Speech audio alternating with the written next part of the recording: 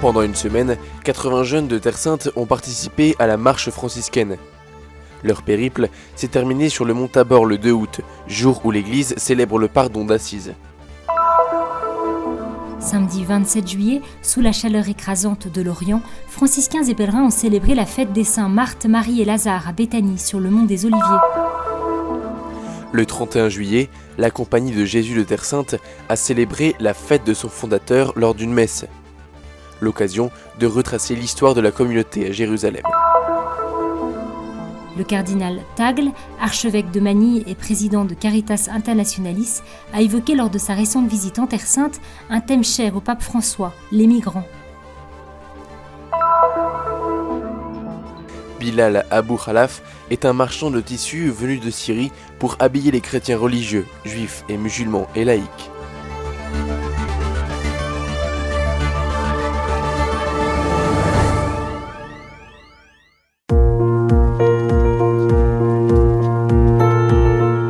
Sept jours de marche sur les sentiers empruntés par le Christ lui-même, il y a 2000 ans. Un défi accepté par plus de 80 jeunes chrétiens de Terre Sainte qui ont attendu avec hâte ce moment. Il s'agit de la marche franciscaine, un événement qui en est à sa 27e édition. Les difficultés liées à la marche sont nombreuses, il est vrai, mais la joie de l'arrivée fait tout oublier. Allora, questa è la sesta marcia che partecipo. C'est la 6e marche à laquelle je participe. L'une des difficultés était celle de la chaleur. Mais ils étaient tellement heureux de faire cette marche qu'ils ont dépassé ces difficultés et se sont donnés de toute leur force. Questa situazione e sono stati anche felici e impegnati. Normalement, je ne vis pas sans mon téléphone portable. Les premiers jours ont été difficiles. Je me suis aperçue que la technologie peut nous détourner de Jésus. J'ai pu ainsi lui consacrer plus de temps et parler à celui qui était à côté de moi. Malgré la chaleur, c'est d'abord la soif de Dieu qui l'emporte dans le cœur de ces jeunes. La gioia, no, è di vedere questi giovani, no, che sono molto belli, no? E questa... C'est une joie de voir ces jeunes, si beaux, si déterminés pour vivre cette relation avec Dieu. Nombreux sont ceux qui ne viennent que pour ça. Dio, no? Questa ricerca, no? Nel più profondo, no? E tanti per questo vengono. Ce qui est beau dans toutes ces marches, c'est que nous voyons l'engagement des jeunes, leur volonté, leur désir de changer, d'être dans la foi et de rencontrer le Seigneur. La marche a commencé à Cana en Galilée, lieu même où Jésus a transformé l'eau en vin. Ensuite, les jeunes sont passés par différentes villes, y compris Nazareth, où ils ont vécu l'expérience unique de prier dans le lieu où Marie a dit oui à Dieu et est devenue la mère du Sauveur.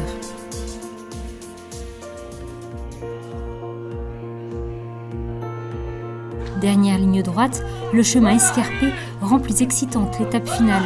Puis enfin, les jeunes atteignent les hauteurs du mont Tabor, montagne sainte, où a eu lieu la transfiguration de Jésus.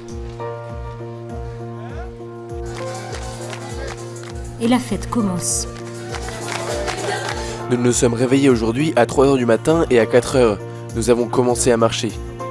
Nous avons marché 6 heures. Ce fut une expérience unique. Mission accomplie, ou presque. Entre jeunes, tout est l'occasion de faire la fête, même l'heure du déjeuner. Dans ce pays qui souffre tant, pour diverses raisons, et où le christianisme est une minorité, ces jeunes sont un signe d'espérance pour l'avenir.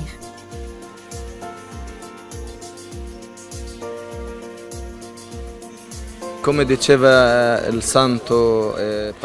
dit Saint Jean-Paul II, l'avenir de toute société, de toute famille, sont les jeunes, et l'avenir de cette terre sainte sont ces jeunes.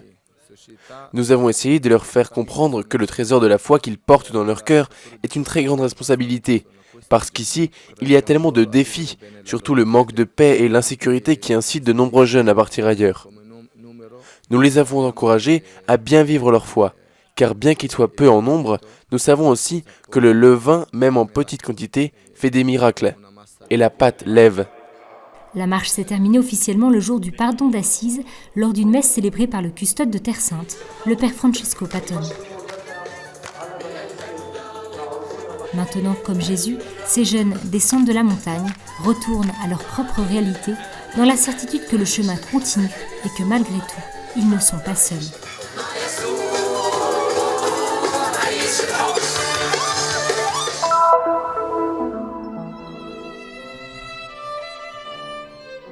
Un ami fidèle est une tour forte. Celui qui l'a trouvé a trouvé un trésor. Cette affirmation contenue dans les Saintes Écritures nous fait comprendre la valeur de l'amitié.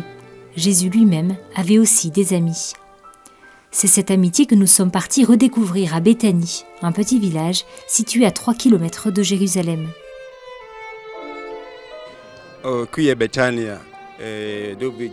Jésus venait souvent ici à Béthanie pour voir la famille de Marie, Marthe et de Lazare. En tant qu'homme, il avait besoin d'amis, de visiter ses amis, de parler et de vivre des moments avec eux. Qui étaient les amis de Jésus ? Les gens étaient attirés par lui. Ils étaient accueillants et chaleureux. Ils aimaient le Maître. Pour cela, dans l'évangile de Jean, il est dit que Jésus aimait Marthe, qu'il aimait Marie, qu'il aimait Lazare. Jésus s'était entouré de personnes disponibles, d'adultes comme d'enfants, toujours prêts à l'accueillir.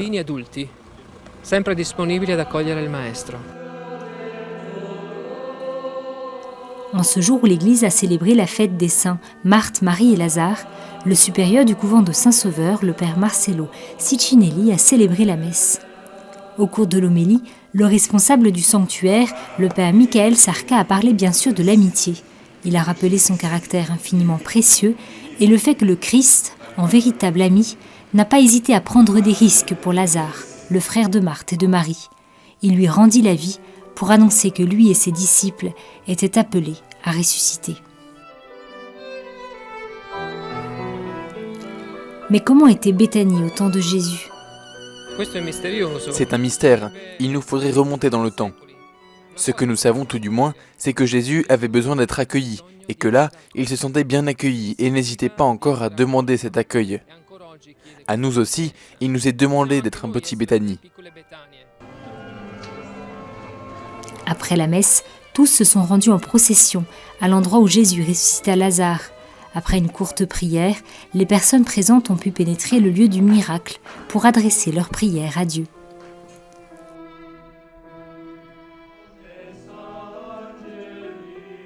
Par la suite, suivant une antique tradition, les frères et les pèlerins se sont dirigés vers le mont des Oliviers.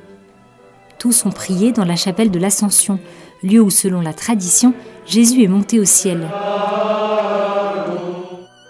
Enfin, ils se sont dirigés vers l'église du Paternoster, lieu où le Christ lui-même a enseigné à ses disciples la prière du Seigneur.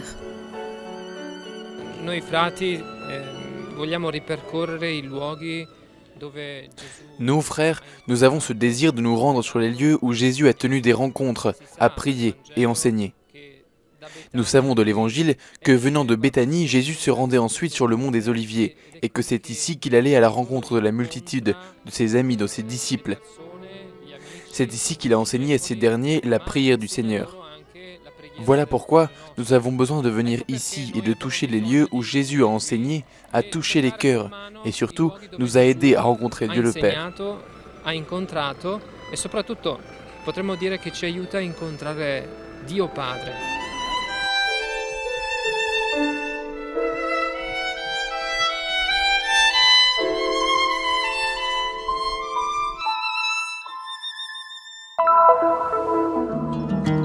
Il fut grand de par son admirable conversion, la rigueur de sa pénitence, ses œuvres magnifiques et diverses, à la plus grande gloire de Dieu et exaltant la Sainte Église.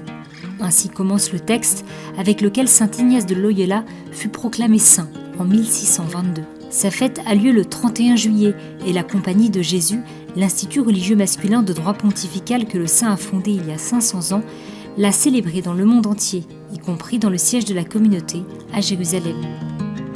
Lui era un uomo che voleva vivere in Terra Santa e morire in Terra Santa. C'était un homme qui voulait vivre en Terre Sainte et mourir en Terre Sainte. Pour lui, l'objectif fondamental était de suivre Jésus. Jésus comme il le comprenait, le Jésus historique qu'il imaginait. Puis, grâce à Dieu, il n'obtint pas la permission de rester ici. Il ne revint qu'après avoir parcouru un long chemin de vie et après avoir découvert que le service de Dieu était ailleurs. Il se mit alors à suivre au lieu de Jésus historique, le Christ ressuscité dans l'Église.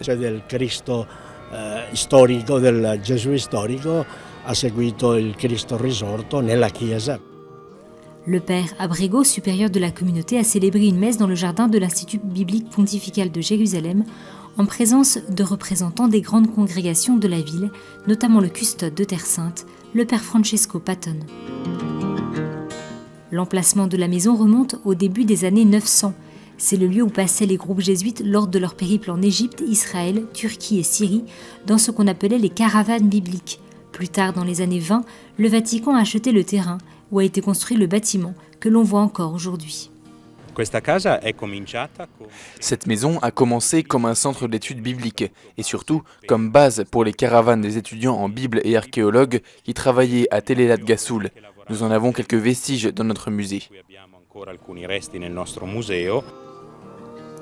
Entre autres pièces, est exposée la seule momie trouvée en Israël et en Palestine, un don de la communauté égyptienne du Caire lors de l'inauguration de la maison. L'archéologie a été une caractéristique de la présence des Jésuites à Jérusalem, sans en être toutefois l'unique. Actuellement, notre vocation est liée à 3 activités essentielles.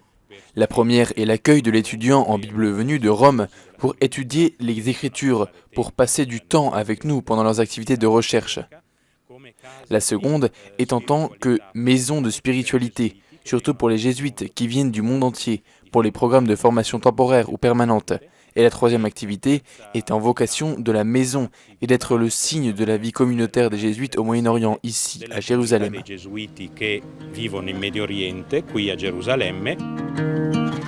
Sur les quelques 16 000 membres de la Compagnie de Jésus dispersés dans 122 pays du monde, sont présents à Jérusalem et à Bethléem 10 religieux de 10 nationalités différentes, suggérant la nature internationale de l'ordre, selon l'intuition de saint Ignace.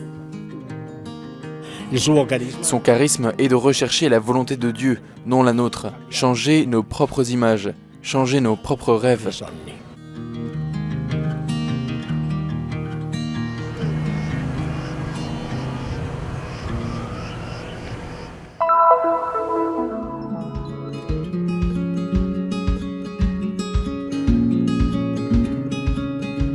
Les migrants sont nos frères et sœurs qui cherchent une vie meilleure, loin de la pauvreté, de la famine et de la guerre, rappelait le pape François dans un tweet il y a quelques jours. En Israël, le nombre de migrants et de réfugiés est important. On estime que la seule communauté philippine, selon l'ambassade, s'élève à 31 000 migrants, concentrés entre les villes de Tel Aviv, de Jérusalem et de Haïfa. Pour ces personnes qui ont quitté leur pays, la terre de Jésus représente le lieu où tout recommençait. L'émigration a toujours fait partie de l'histoire humaine. Nombreux sont les migrants de par le monde, par exemple ceux venus des Philippines, qui, s'ils avaient pu, auraient préféré rester dans leur pays. Alors pourquoi migrer ? Pour certains, migrer est un rêve, mais pour d'autres, il s'agit d'une obligation. Some people migrate because it is their dream to go to this place, but some people are forced. Réalité qui a suscité le regard attentif et inquiet de l'Église, qui a ouvert les portes à cette nouvelle présence chrétienne en Israël. How do we take care of the migrants? Comment pouvons-nous prendre soin des migrants ? Ils ont peur, ils sont seuls, inquiets et vulnérables. C'est à l'Église d'être là pour eux, de leur offrir une deuxième maison, une deuxième famille.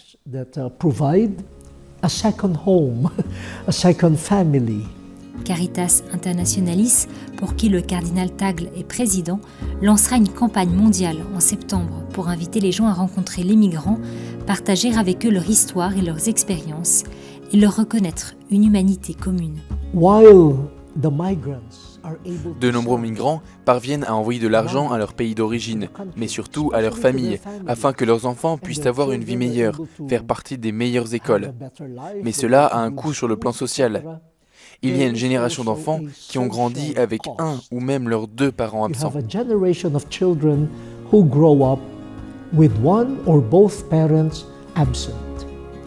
Dans son message à l'occasion de Pâques 2017, son éminence a souligné comment l'émigration peut représenter une chance à l'échelle personnelle pour se développer en tant qu'être humain.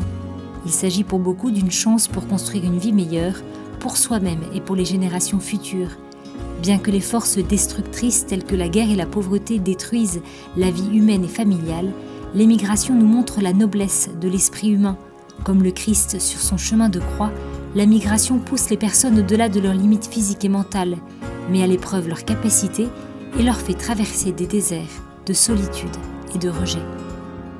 The main reason for coming to Israel is La principale raison pour laquelle je viens ici en Israël est de travailler pour soutenir toutes ces familles qui vivent déjà en soi leur mission. Il ne s'agit pas pour eux de gagner de l'argent, mais il s'agit d'émigrer pour les autres, pour un avenir meilleur. Telle est leur mission. Je souhaite que ce sens de la mission ne soit jamais perdu et que ces migrants, même s'ils vivent loin de chez eux, de ceux et ce qu'ils ont de plus cher, puissent être témoins de leur identité chrétienne et de leur foi. that they could witness to their Christian identity, their Christian faith.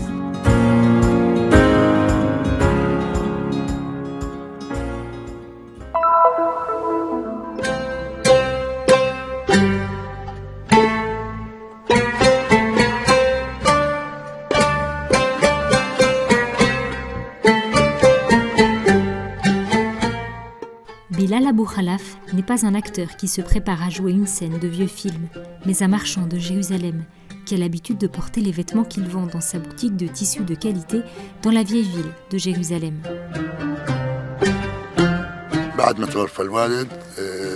Après la mort de mon père, j'ai choisi de gérer seul le magasin. J'ai acheté cette boutique rue Muristan et j'ai décidé de la dédier aux tissus et au patrimoine des 3 religions monothéistes. J'ai importé de Syrie des tissus typiques et des vêtements traditionnels d'hommes et de femmes, ainsi que des vêtements utilisés par les religieux chrétiens, musulmans et juifs. J'ai choisi ceux des 3 religions monothéistes afin que les fidèles des 3 religions puissent se rencontrer dans le magasin. C'est ainsi qu'il est arrivé qu'ils se rencontrent par hasard et fassent connaissance. Cette boutique raconte beaucoup d'histoires, non seulement des tissus qui viennent de loin, de certaines villes de Syrie comme Palmyre, aujourd'hui détruites, elle abrite aussi des vestiges archéologiques chrétiens dans ses fondations. Quand j'ai acheté le magasin et que je l'ai restauré, j'ai découvert les restes de l'abside d'une église croisée, appelée Sainte-Marie. Les archéologues m'ont dit que je pouvais les recouvrir, ces fouilles ayant déjà été enregistrées et cataloguées dans les cartes. Mais j'ai décidé de les carreler avec du verre à mes propres frais, de telle sorte que chaque touriste puisse connaître l'histoire de ce lieu. Le passé revit dans la boutique d'Abou Khalaf, grâce à la volonté de ce dernier de transmettre une tradition et une sagesse de père en fils. Son souci du détail l'a amené à créer des vêtements pour les imams, les prêtres, les moines et les évêques, ainsi que pour Benoît XVI lui-même.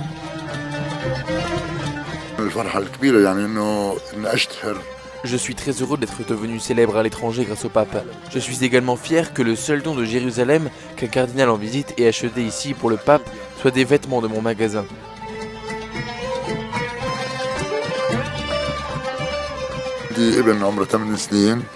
J'ai un fils de 8 ans et j'essaye de l'encourager à apprendre le métier. Je souhaite que cette tradition passe de mes enfants à mes petits-enfants, afin que nous puissions transmettre ce trésor de génération en génération.